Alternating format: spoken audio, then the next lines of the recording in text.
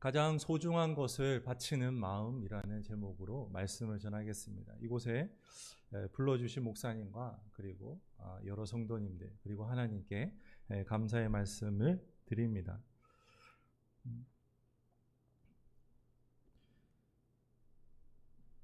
사람에게는 개인적으로 특별히 와닿는 말씀이 있습니다. 그리고 누구에게나 적용되는 보편적인 말씀이 또한 있습니다. 동일하게 사람에게는 개인적으로 경험하게 되는 특별하고 비밀한 간증들이 있죠. 그리고 누구에게나 나올 수 있는 보편적인 간증도 있습니다.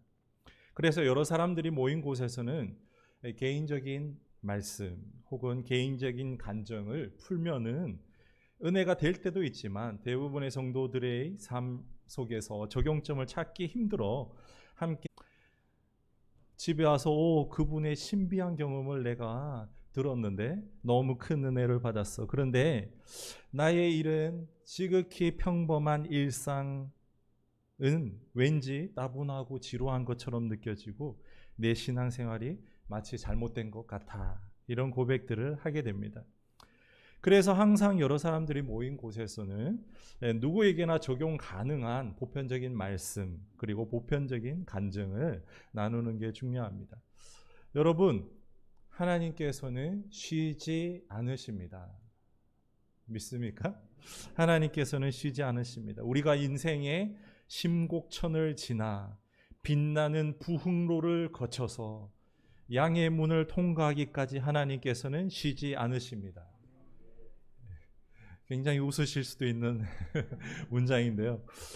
제가 특별히 이곳 지명을 따서 이렇게 문장을 만들어 보았습니다. 우리 담임 목사님의 귀한 이름 성함도 나오고 있죠. 한번 따라해 볼까요? 우리가 인생의 심곡천을 지나 빛나는 부흥로를 거쳐서 최종적으로 양의 문을 통과하기까지 하나님께서는 쉬지 않으십니다. 하나님께서는 쉬지 않으십니다.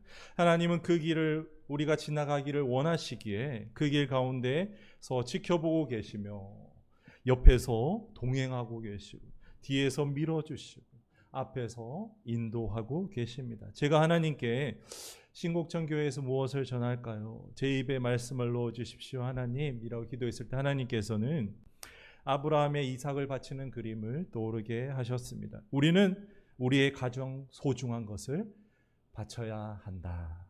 쉽지 않은 말씀입니다. 먼저 조금 가벼운 질문부터 해보려고 합니다. 우리가 살아가면서 이 땅에서 누려야 할 소중한 것이 있습니다. 우리가 살아가며 이 땅에서 누려야 할 소중한 것들이 있습니다. 그것은 무엇일까요? 그것은 바로 하나님이 우리에게 주신 모든 것입니다. 무엇을 주셨습니까?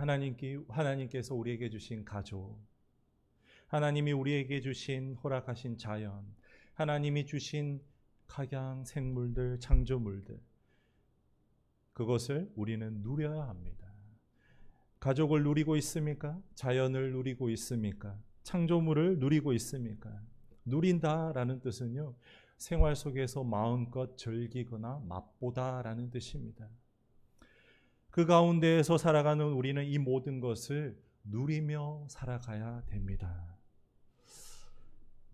한 번은요, 심각하게 질문해 보지 않을 수 없습니다. 왜냐하면 여러분들 이 세 가지를 누리고 계십니까? 라는 질문이요.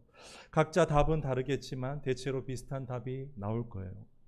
제대로 누리지 못하며 지내고 있다입니다.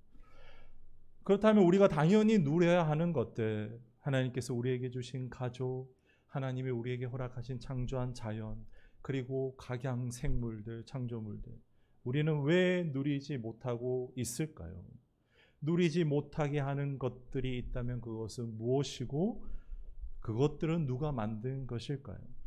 우리가 누리지 못하는 이유는요, 당연히 우리의 삶의 바쁨이에요. 생활의 분주함입니다. 매일마다 우리 머릿속에서 선택하고 해결해야 될 일이 가득한데 그에 따른 정신없음 때문 아니겠습니까? 그렇다면 그것들은 누가 도대체 만든 것입니까?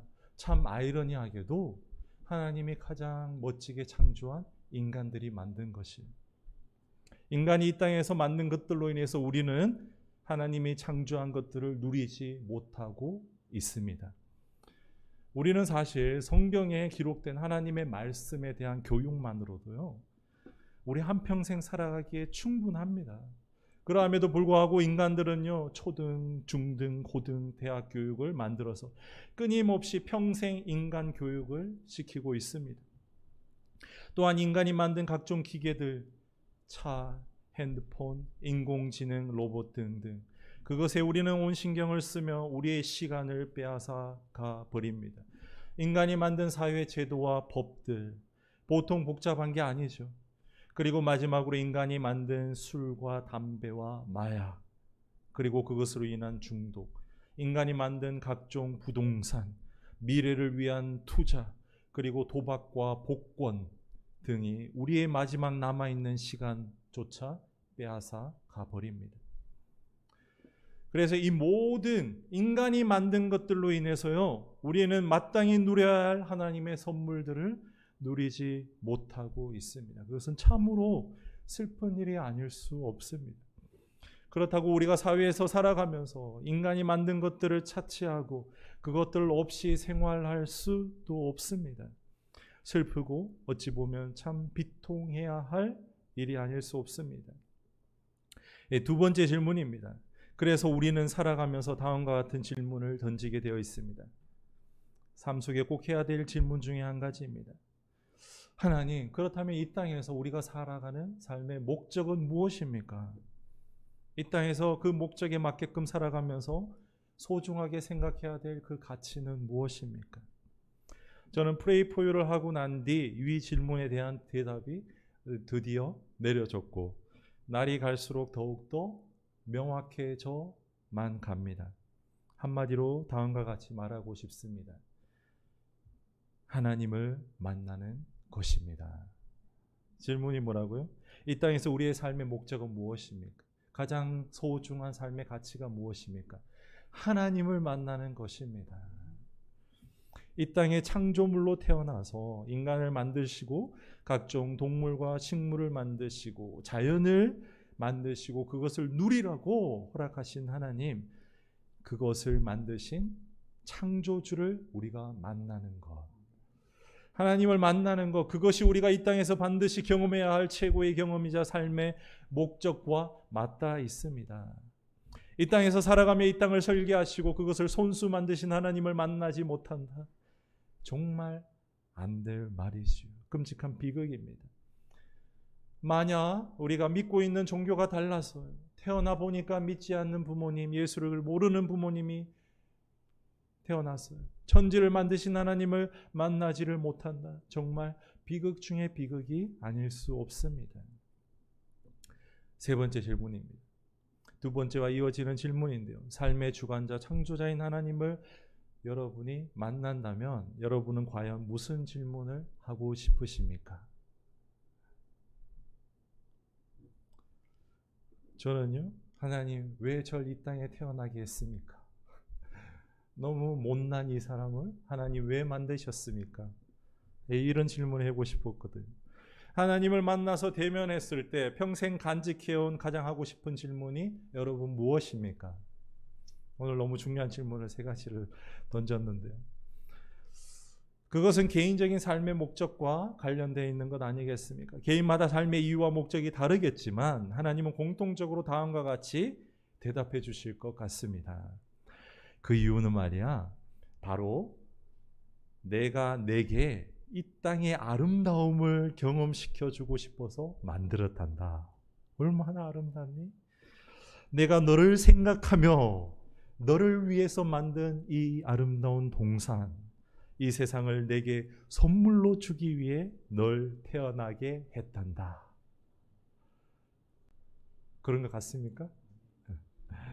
그러니 제발 누려라.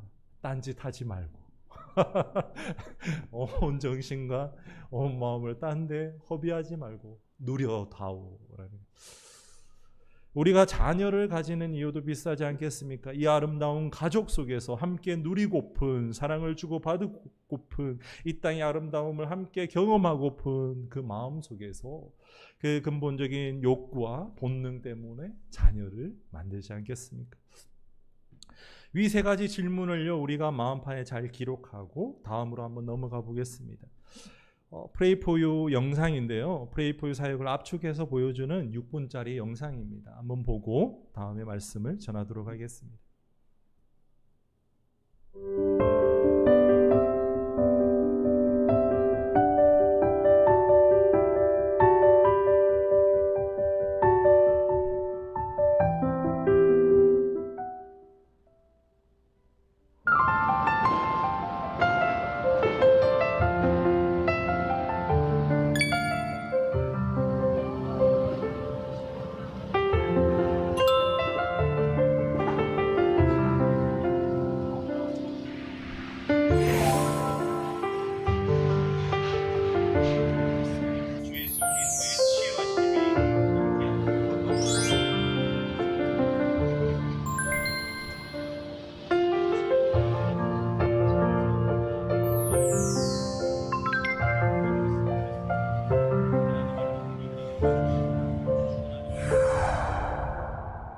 저는 Pray for You 기도하는 사람들의 손은식 목사입니다. Pray for You 사역은 노숙인 분들에게 간식과 그리고 필요한 것들을 전해드리는 겁니다.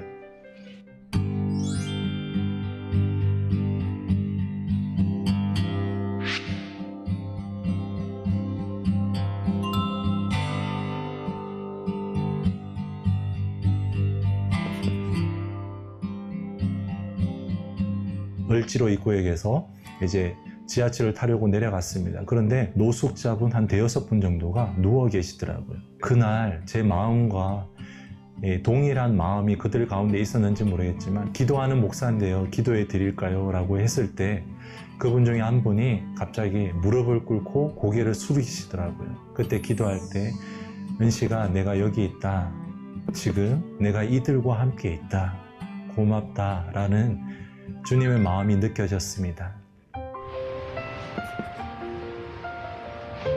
지금 돈이 없으니까 근로 능력이 안 된다라는 글이 없네. 여기 몇 가지 그걸 다 안 됐어요? 드리겠습니다. 그러니까 왜 멀쩡한 몸으로 일을 하지 않느냐라고 하지만 정작 그분들의 손을 잡고 그분들과 대화 나누면요, 눈에 보이지 않지만 육체적으로 질병을 앓고 있고 그리고 장애를 가진 분들이 너무 많았습니다. 알겠습니다. 기도 한번 해요. 하나님, 우리 주 예수 그리스도의 사랑으로 우리 시와 형제를 꼭 안아주시고 아픈 몸과 마음을 주님께서 치료하여 주시기를 간절히 바라며 우리 주 예수 그리스도 이름으로 기도하옵나이다. 아멘. 50년을 살았는데 집안에 기울다 보니까 어떻게 잘못돼가지고 노숙을 한 10년 이상을 하게 됐어요. 제가 20살이 너무 제가 안타깝게 보였는지 와서 이렇게 지내시라고 지금도 그런 권유를 많이 합니다. 우리 걷기 좋아하는 시와 형제가 다시 예전처럼 걸음 옮기면서 어려운 분들, 힘든 분들 안아주기를 바랍니다. 힘을 내십시오. 그래. 알겠습니다. 갈게요. 사랑하십시오.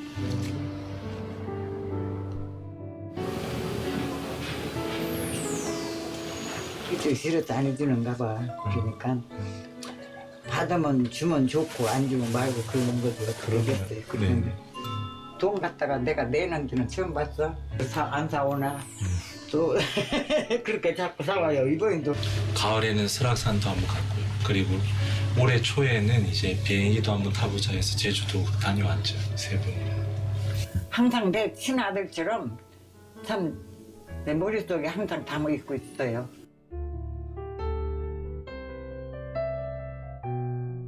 하나님, 우리 김옥순 어머니, 하나님께서 우리 어머님의 모든 고통과 슬픔과 아픔과 눈물을 닦아 주옵시고. 아멘. 감사합니다.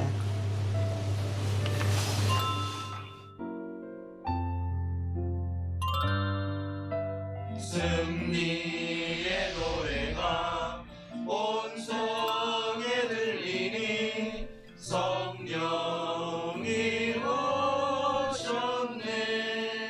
저도 본래는 한 노숙인이었습니다. 저도 노숙하면서 언제면 사람을 도우면서 살 수 있을까 생각 중에 거리를 걸어가는데 목사님 만났고, 노숙인들 보면 마음이 다 차거든요. 네, 사람을 함부로 받아들이지 않거든요.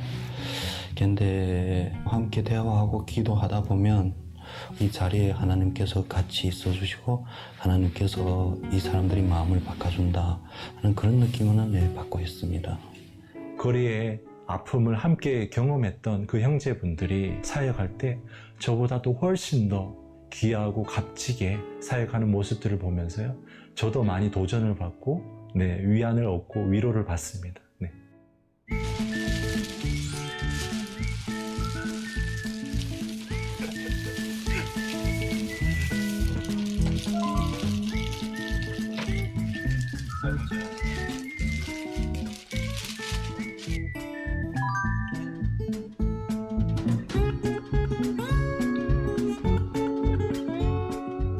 예수님께서 여기에 있는 지극히 작은 자 하나에게 한 것이 곧 내게 한 것이다 라고 했을 때, 저는 예수님께서 거리에 있는 힘들고 어렵고 버려지고 강도당한 분들, 바로 그분이 예수님이셨구나 라는 것을 거리 사역을 하면서 확실히 깨닫게 되었고요. 제가 힘들고 너무나 연약하고 사랑이 고갈되었을 때 도리어 제가 간식을 들고 거리에서 사역을 하면요, 제게 하나님께서 필요한 사랑을 부어주시더라고요. 그래서 매일 사역하러 가면서 예수님을 만나러 간다 라면서 기쁨으로 사역하게 되었습니다.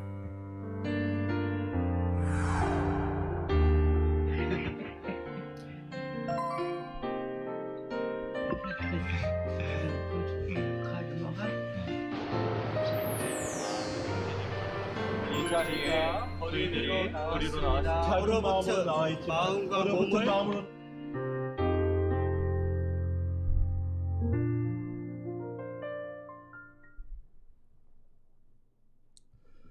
네, 저는 제 삶의 목적이 희미해져 갈 때 하나님을 줄곧 찾았던 것 같습니다. 대체 왜 저를 만드셨고 무엇을 하면서 이 땅을 제가 살아가야 됩니까? 하나님, 제발 계시다면 한번 나타나 주십시오. 묻고 물었지만 30년이 지났는데요, 그 답은 없었어요. 결국 저는 목사 안수 후에 어찌 보면 그 답을 찾기 위해서 거리로 나오게 되었고, 한 주간에 가장 많은 시간을 거리에서 보내게 되었습니다. 2014년 1월 1일부터 정식으로 시작했습니다. 명함을 가지고요, 거리가 나의 사역지고 직장이고 나의 삶의 터전이기 때문에 배너를 세우고 이렇게 얘기했습니다. 아니, 외쳤습니다. 안녕하세요, 프레이 포 유 손은식 목사입니다. 저는 월요일 아침부터 금요일 저녁까지 이곳에 있으니 기도가 필요하시면 언제든지 연락 주시고요, 저를 찾아주십시오. 이 4대 문 안에 있으면 제가 언제든지 달려가서 기도해 드리겠습니다. 기도하는 목사입니다. 이렇게 하면서 명함을 종로 그 한복판에 종로 타워 앞에서 전하고요, 그리고 종로 길을 따라 동대문까지 걸으면서 전하고 그렇게 했습니다. 세상의 모든 사람에게는 본인이 알든 모르든 기도 제목이 모두 다 있습니다. 하나님께서 다 심어주셨어요.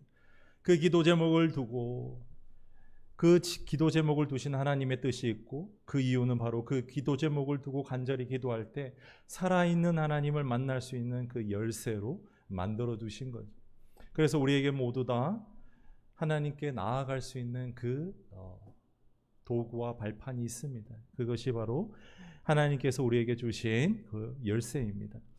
그랬던 저는 그때까지 중요한 사실은 하나님을 만나지를 못하고 있었습니다. 참 아이러니한 얘기고 아이러니한 현실이었습니다. 저는 하나님을 잘 알았지만 하나님을 만나지를 못하고 있었습니다. 그랬기에 하나님의 뜻과 계획과 목표에 대해서는 무지했습니다. 그래서 어떻게 해서든지 인생의 답은 찾아야 했습니다. 그래서 하나님이 계실 만한 곳으로 나아가서요, 제 몸과 시간을 들여서 그곳에 머물기로 제가 결정했습니다. 하나님이 계실 만한 곳이 어디일까? 성경을 바라보니까요, 하나님은 거리에 계실 것 같았거든요. 구약의 하나님도 항상 객과 과부와 나그네를 보살펴라 라고 하셨고요. 또 병들어 죽어가는 가난한 사람들을 항상 생각하라고 하셨습니다. 신약의 예수님은 아예 이 땅에 오셔서 그 공생의 기간 동안 차별받고 멸시받아 거리로 내쫓긴 귀신 들리고 병들고 죽어가는 자들을 먼저 찾아가셔서 그들과 함께 계시고 시간을 보내셨더라고요. 그래서 예수님의 별명이 바로 세리와 죄인의 친구였습니다. 그래서 거리에 가면은 예수님을 만날 수 있을 것 같았습니다. 그리고 저는 거리에 나와 비로소 창조주 하나님, 거리에 계신 예수님을 만나게 되었습니다. 네. 장로교 집안에서 태어났고요. 장로님의 아들로 어린 시절부터 교회에서 지냈지만 사실 수련회 때 다 함께 캠프파이어 때 기도하라라고 하면서 그 돌 자갈밭 위에서 무릎을 꿇고 간절히 기도할 때 뭔가 터져 나오는 울음은 있었고요. 중고등학교 때 혹은 대학교 때 삶이 너무 힘들어 가지고 주님을 간절히 찾았을 때 뭔가 찌리찌리한 경험은 있었지만 실질적으로 하나님의 음성을 듣고 하나님이 살아계시고 나를 만나기 원하시는 분이다라는 경험은 사실 없었거든요. 그런데 그 경험을 30대 중후반 거리에서 드디어 만나게 된 것입니다. 그때가 2014년도 초반이었습니다. 그때도 여느 때와 같이요. 전단지를 들고 거리에 나와서 매일마다 거리를 걸으면서 안녕하세요. 프레이 포 유 손은식 목사입니다. 기도가 필요하시면 언제든지 연락 주십시오 하면서 전단지를 전해주고요. 그리고 아무런 반응이 없는 그분들에게 지쳐서 저는 또 하루를 보내고 집으로 걸어가고 있던 차였습니다. 도대체 하나님께서 저를 왜 거리로 보내셨지? 이곳이 하나님을 만날 수 있는 장소가 맞는가? 궁금했고요. 또 지쳐만 갔습니다. 그러던 어느 날, 그날 또 너무나 차가운 날씨 가운데 집을 힘겹게 걸어가고 있는데 을지로 일구역에 들어가니까 저보다 더 힘들고 어려운 분들이 그 지하 거리 속에 쓰러져 계시더라고요. 한 20-30여 분 정도가 을지로 입구역의 그 수많은 통로 가운데 쓰러져 계시더라고요. 그래서 그때까지만 해도요, 제가 노숙인을 보면은 저분에게 과연 1,000원을 줄까 말까라고 고민해왔던 분이 목사였거든요. 과연 왜 저기에 저분이 쓰러져 있고 왜 나왔을까? 도대체 무엇 때문에 이 거리에서 지낼까라고 고민해보고 생각해보지 않았던 목사였습니다.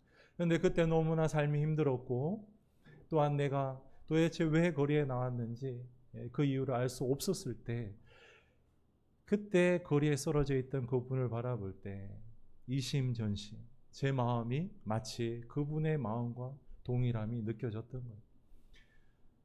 너무 안 돼 보였습니다. 마치 제가 가족만 없다면 제가 저 자리가 제 자리였을지도 모른다라는 생각이 들었어요. 그래서 뭔가 사주고 싶다라는 생각이 들었습니다. 그래서 주변에 보니까 델리 만주 가게가 있더라고요. 그래서 한 대여섯 봉지를 사서 그 거리 지하 광장 중앙에 엎드려 있는 분에게 다가가서 거리에서 기도하는 프레이 포 유 손은식 목사인데요. 혹시 기도해 드려도 될까요? 이렇게 주문과 같은 말을 내뱉으니까요. 그 중에 한 분이 갑자기 무릎을 꿇고 고개를 숙이더라고요. 마치 죽어 있는 듯 쓰러져 있었거든요. 그때가 영하 10도, 20도가 넘었습니다. 체감 기온이. 너무나 추운데 마치 죽어 있던 그 사람이 갑자기 제 목소리를 듣고 고개를 숙이고 무릎을 꿇는 거예요. 그래서 제가 어떻게 기도한지도 모르겠습니다. 하나님, 이분을 불쌍히 여겨주십시오. 하나님, 저도 너무나 힘든데 이분을 불쌍히 여겨주시고 하나님 함께 해주십시오.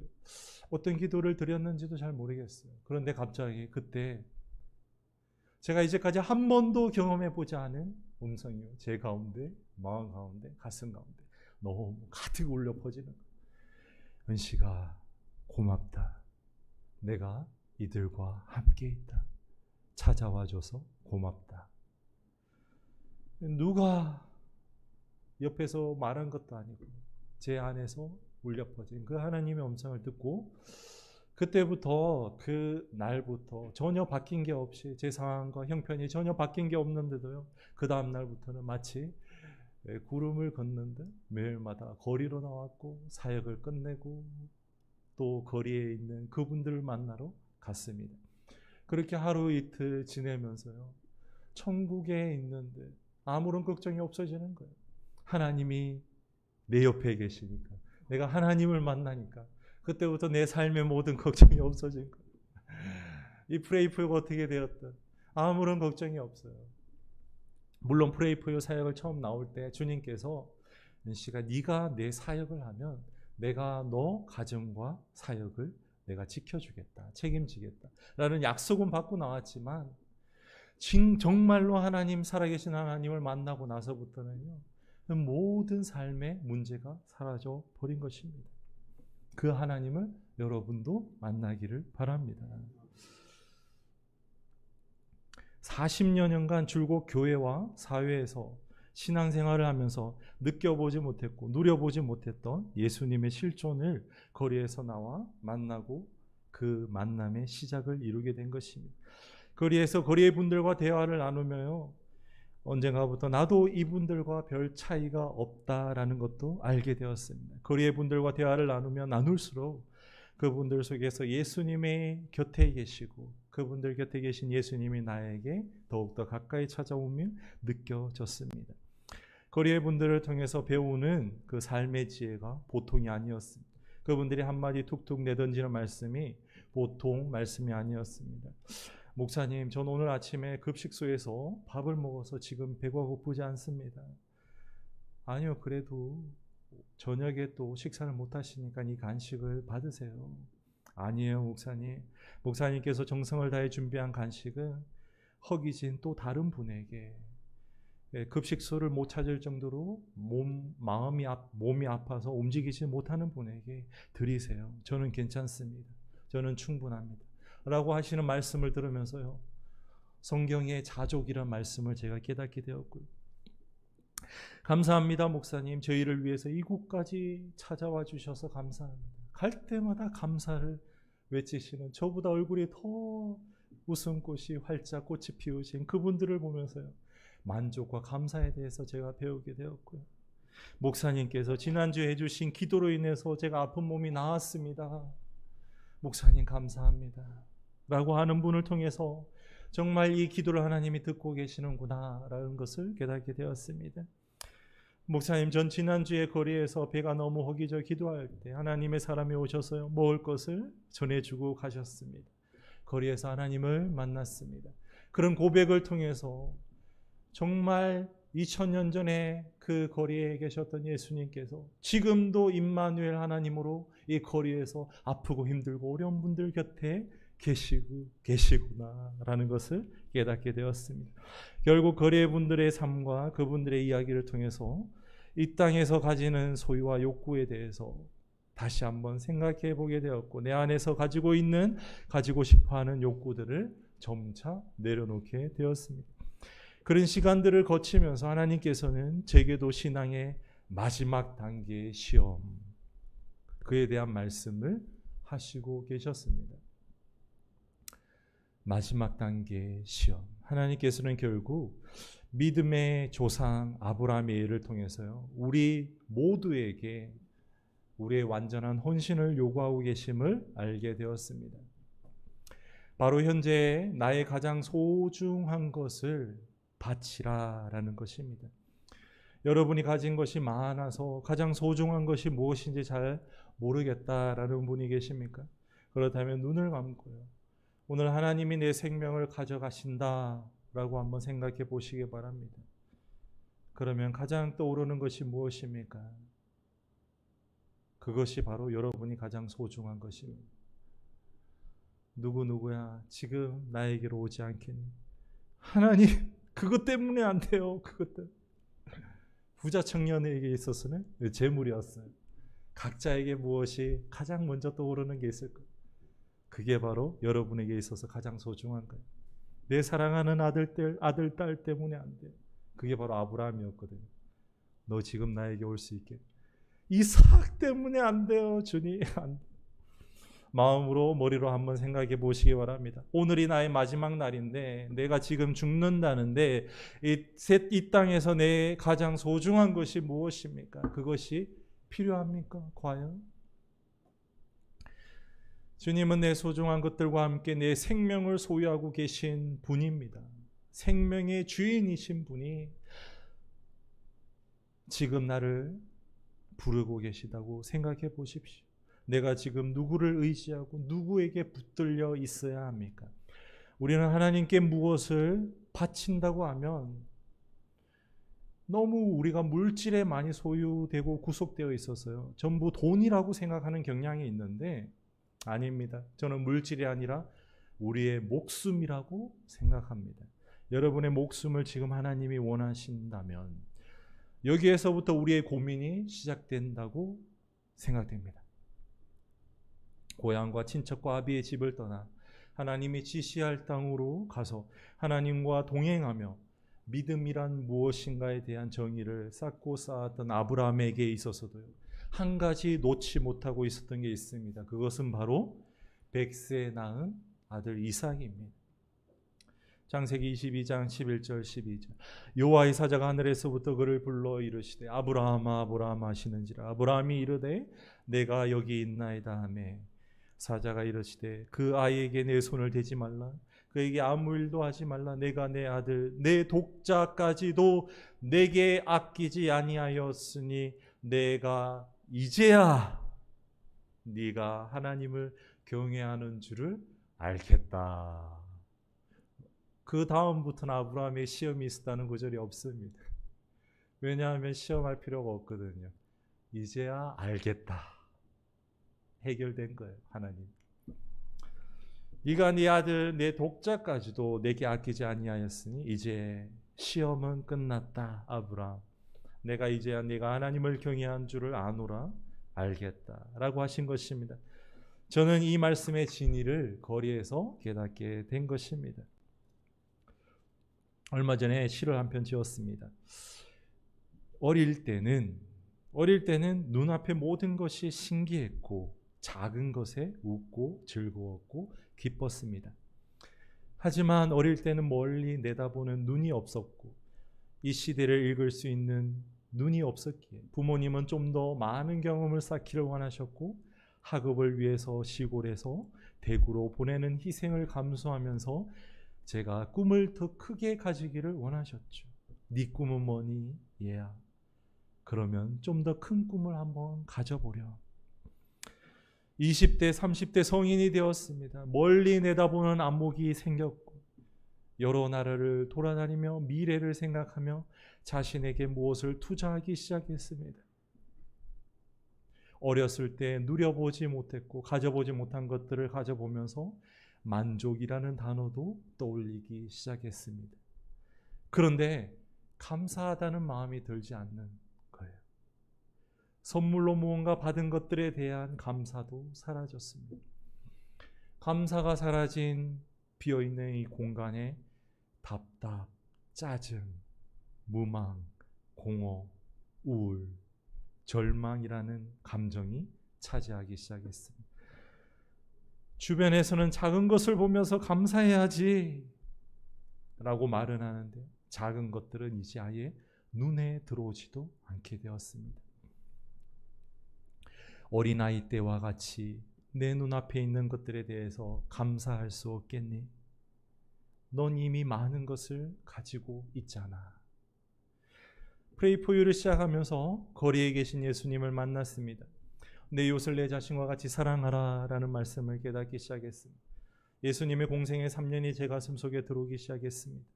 아브라함의 이삭을 바치는 마음이 이해되기 시작했습니다. 주님이 지금 오라고 불러주시면 바로 네 라고 대답할 수 있을 것 같습니다. 그런데 함께 프레이 포 유를 하는 이들이 달라지지 않는 현실을 보면서 제 마음속에 큰 고통이 찾아옵니다.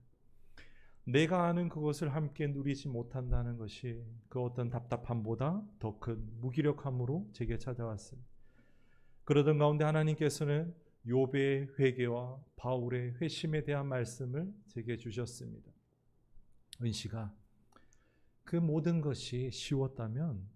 내가 굳이 말구유에서 태어날 필요가 없었을 것이고, 채찍을 맞으며 피를 흘릴 필요도 없었을 것이고, 내가 십자가를 질 필요도 없었을 거야.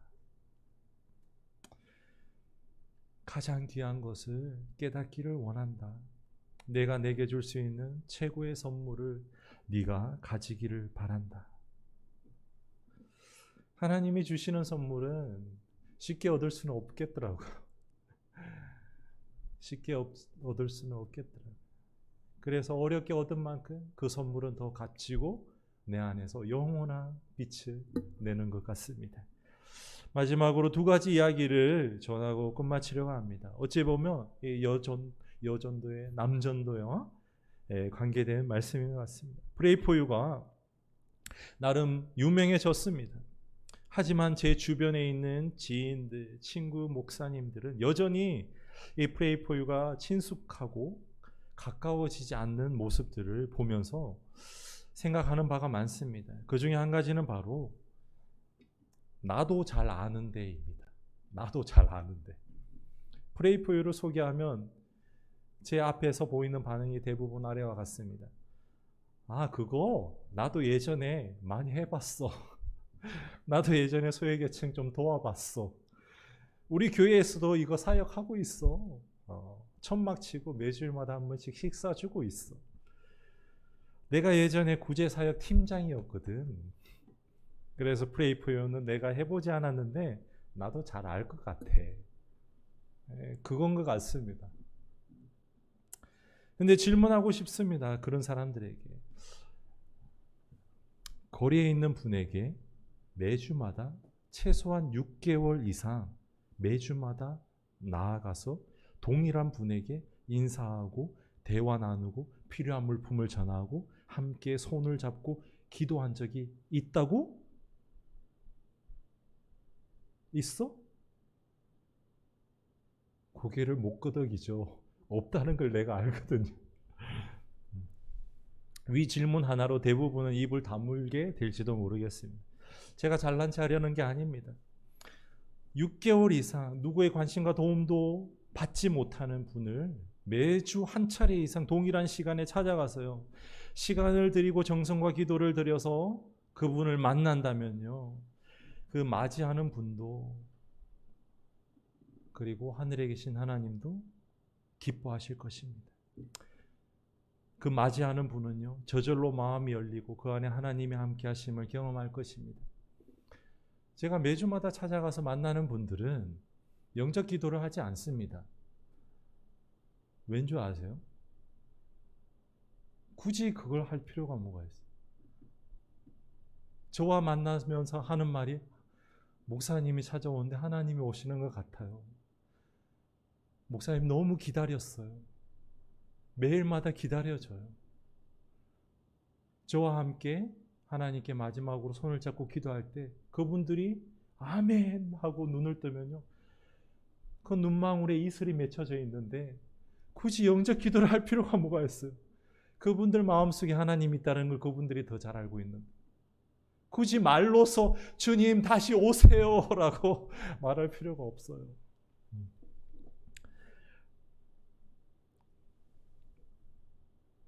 그곳에 굳이 사형리를 전하고 영적 기도를 하려는 행위가 전혀 필요 없어집니다. 사형리는요, 매주마다 찾아갈 수 없는 선교지에서 내가 이분 한 번 외에는 절대 못 만날 것 같은 상황 속에서 꼭 이분에게 십자가 복음은 전해야겠다라는 불붙는 하나님의 마음이 들 때 처음부터 끝까지 사형리를 전하는 거예요. 매주마다 매 시간 6개월 이상 혹은 1년 이상 찾아가는 그분에게 사형리는 필요 없습니다. 그런데 대한민국에서 거리와 좁은 방에서 매주 동일한 시간 필요한 간식과 물품을 가지고 6개월 이상 방문하여서 교제 나누고 기도하는 팀과 단체와 교회의 기간 없습니다. 제가 8년, 9년 이상 이 사역을 하면서 동역할 분들을, 단체를, 교회를 찾아봤지만요, 없어요. 이벤트로 나아가고 부활절날, 사순절날, 크리스마스, 그때 한 번씩 찾아가요. 제가 프레이포유 함께 한 지 8년이 넘게 되었습니다. 그런데 눈과 귀를 열고 주변을 살펴봐도요, 없더라고요. 한 가지 더 말하고 싶은 것은요, 예수님께서도 말씀하셨습니다.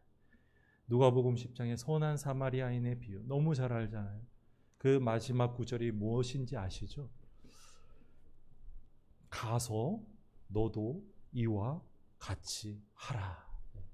영어로 보면 더 분명하고 선명하고 간단해요. Go and do likewise. 너무나 쉬워. 너도 가서 likewise가 똑같이 해라. 선한 사마리아인이 여행 중에 강도 만난 자를 만났는데 그를 보고 불쌍한 마음이 들어가지고 여행을 잠시 스탑하고요, 그분을 나귀에 실어가지고 주막으로 옮겼습니다. 지금으로 말하면 병원에 갔겠죠. 거기 가서요, 밤새 돌봤습니다. 어떻게 돌봤겠어요? 포도주와 기름으로 상처를 닦고요. 이가 죽으면 안 되는데, 이가 죽으면 안 되는데, 어떡하지? 죽으면 안 되는데. 기도도 했겠죠. 그리고 돌봤어요. 그리고 그 다음날 아침 본인의 목적이 있기 때문에 주막 주인에게 가서 2데나리온, 지금으로 말하면 한 40여만을 주면서요, 내가 여행을 다녀야 하기 때문에 잠시 갔다 올 테니까, 다시 올 테니까 이분을 잘 보살펴 주십시오. 지금으로 말하면은 병원비를 준 거예요. 내가 지금 또 다른 일이 있기 때문에 이 40만 원 가지고 좀 돌봐주세요. 내가 또 와서 병원비가 더 들면 더 드리겠습니다. 이걸로 이야기는 끝이 나요. 더 이상 이야기가 이어지지 않습니다. 그리고 예수님께서 말씀하시는 것, 네 이웃이 누군지 알겠지?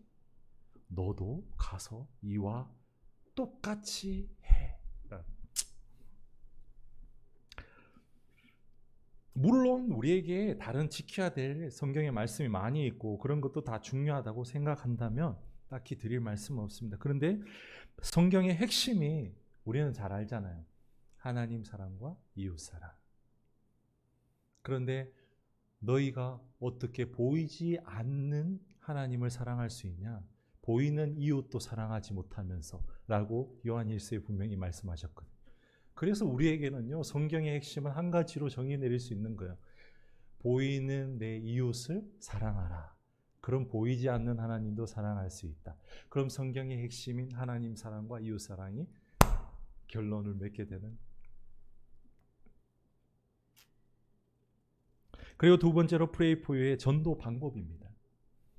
저는 1997년부터 99년까지 군 생활을 했습니다. 제대 후에 불확실한 미래에 대한 불안 혹은 제게 주어진 사명을 향한 발걸음으로 집 주변에 기도원을 찾아서 일주일간 금식했습니다. 일주일 후에 산을 내려와서 고향 교회에서 새벽 기도를 드렸습니다. 그때는 불이 붙었거든요. 매일 새벽 4시, 3시에 잠도 잘 오지 않는데 그냥 눈이 빨 떠지면요 바로 교회로 가는 거예요. 그래서 4시간, 5시간 기도를 하고 몇 주 지나지 않아 이 가슴 속에는 더 불이 붙어가지고 전도에 대한 열정이 막 차올랐습니다. 너무 뜨거워서 가만히 있을 수가 없었습니다.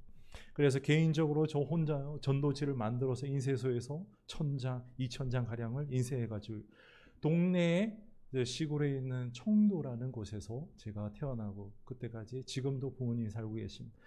청도에 있는 전신주에 전도지를 다 붙이고 다녔습니다. 그때는 다른 건 보이지도 않았어요. 구령의 열정.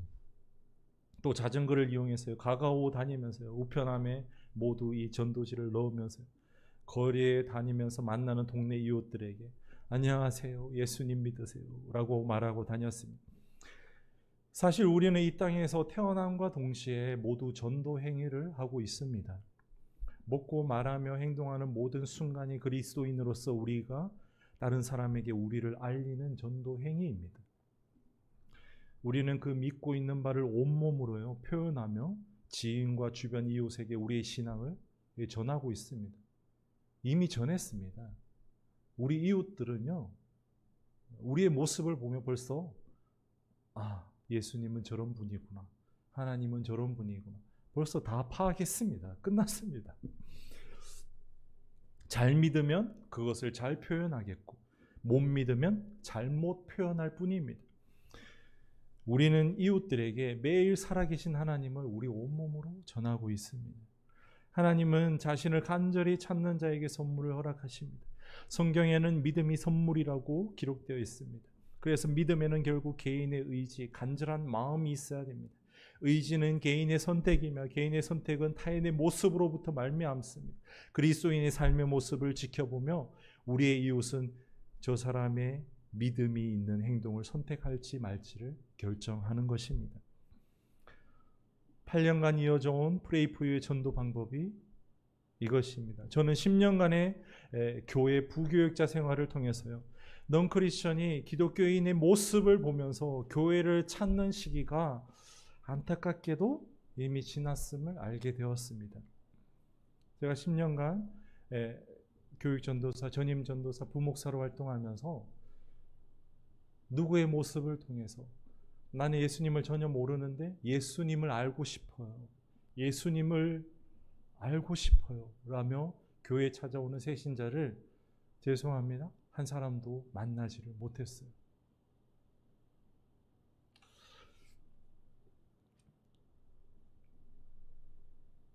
그리고 하나님께서 현재 우리가 드리는 예배를 어떻게 보고 계시며 하나님의 시선과 관심은 현재 어디를 향하고 있는지 살펴보았습니다. 말씀을 통해서 보았고 여러 나라의 경험을 통해서 둘러보았습니다. 그리고 목사라는 이름으로 하나님의 뜻을 쫓아 살겠다고 소원하고 드디어 그리로 나오게 되었습니다. 그리고 이 시대에 지극히 하나님께서 관심을 가지고 있는 곳은 바로 이곳이구나 라는 것을 알게 되었습니다. 거리에서 지극히 낮고 낮은 곳에 계신 예수님을 만나게 되었습니다. 말구유에 태어나신 예수님, 그 이유를 알게 되었습니다. 너도 예수님을 만나기 위해서 말구유로 내려오라 라는 상징적인 의미가 있더라고요. 너 그 높은 곳에서 자꾸 나의 이름을 부르짖지 마. 그곳에 난 없어. 네가 날 만나고 싶어? 말구유와 같이 너도 그 자리에서 가장 낮은 곳으로 내려오지 않겠니? 내가 그곳에서 널 기다리고 있을게 라는 것을 알게 되었습니다. 2000년 전과 마찬가지로 예수님은 오늘도 바로 그곳에서 세상 사람들이 전혀 관심을 가지지 않는 분들이 모여 있는 곳, 그곳에 그분들과 함께 계셨습니다. 제가 볼 때 이 신곡천, 이 동네 주변에도요, 그러한 분들이 많을 것 같습니다. 누구의 도움도 받지 못하면서 혼자 사각지대에서 힘들어 죽어가는 분들, 그분들을요 우리는 찾아야 할 의무가 있어요. 그저 해도 되고 안 해도 되고 그냥 예배당에서 우리 찬양하며 즐겁게 하나님을 찾을 게 아니라 예수님을 만나기 위해서는 그곳에 가야 할 우리가 마땅한 의무가 있어요. 그곳에 가면요 간절히 찾고 찾으면 그분을 만나게 됩니다. 그리고 매주마다 찾아가고요. 처음에는 그분들이 싫어할 거예요. 아, 교회에서 왔어요. 줄 거 주고 빨리 가세요. 왜 왔는지 알아요. 뭐 사진 찍고 싶어요? 빨리 찍고 가요. 그럴지 모릅니다. 근데 두 번째 주도 하고 세 번째 주도 하고 정성 들여서 선물을 가지고 계속 전하는 거예요. 그 사람이 혼란스러워져요. 네 번째 주, 다섯 번째 주, 2달, 3달이 지나면 왜 찾아오지? 그런데요, 그것은 곧 지나고 그분들이 우리를 기다리게 됩니다. 찾아가 보면요, 문을 먼저 열어놓고 있을 거예요. 방을 청소해 놓고 깨끗하게 불을 켜놓고 있을 거예요. 기다리고 있어요. 아, 오셨냐고, 여기 오시라. 우리는 하나님이 그곳에 계시기에, 예수님이 그곳에 계시기에, 그분들이 우리의 이웃이자 형제 자매이기에 내 이웃을 내 자신과 같이 사랑하라는 그 말씀, 그곳에 하나님이 계시기에 우리는 그곳에 갈 뿐이고 계속 갈 뿐이고 예수님이 다시 올 때까지 그분들을 찾아갈 뿐이라는 거죠. 지금 우리가 만약 그리스도의 종이라고 혹은 사명자라고 생각한다면 가장 선행되어야 할 행동은 지금 이 시간 하나님의 관심과 시선은 어디를 향하고 있고 하나님이 지금 무엇을 생각하고 계시고 어디에 관심을 두고 있는지 아는 것입니다. 이 성경을 통해서요 알 수 있습니다. 너무나 자세히 여러 번 하나님께서 예수님께서 말씀하셨거든요. 그것을 알게 되면 우리가 먼저 그 자리로 나아가 하나님을 만납니다. 하나님의 관심과 시선이 있는 곳에 하나님은 계시기 때문이죠. 마지막으로 하나님의 마음을 가지고 우리가 하나님이 계신 현장에 계속 더 나아간다면 우리는 더욱더 하나님의 마음을 알게 되고요. 더욱 깊이 알게 되고 만나게 됩니다. 그 이웃도 하나님에 대해서 알게 되고 그 이웃은요. 누가 뭘 하지도 않는데도 그냥 자연스럽게 목사님 함께 교회 가고 싶어요 라고 말하게 된다라는 거죠. 성도님이 믿는 하나님 저도 믿고 싶어요. 마음에서 우러나와서 하게 된다라는 거죠. 위 과정을 제대로 거쳤다면 우리의 이웃은 우리의 모습을 통해서 하나님을 선택하게 될 것입니다. 정리하겠습니다. 하나님은 지금 우리에게 하나님이 주신 것들을 누리기를 원합니다. 우리의 가정, 그리고 하나님이 만드신 창조한 자연, 그리고 하나님의 너무나 섬세하고 아름다운 창조물들을 다 누리기를 원하십니다. 그리고 그것들을 통해서 하나님을 만나기를 원하십니다. 그리고 그 만남을 통해서 하나님의 마음을 알기 원하십니다. 그 마음은 바로 뭐냐? 하나님은 10개의 손가락 중에서 1개 손가락이 아프면은 우리의 온 신경이 아픈 손가락에 집중되잖아요.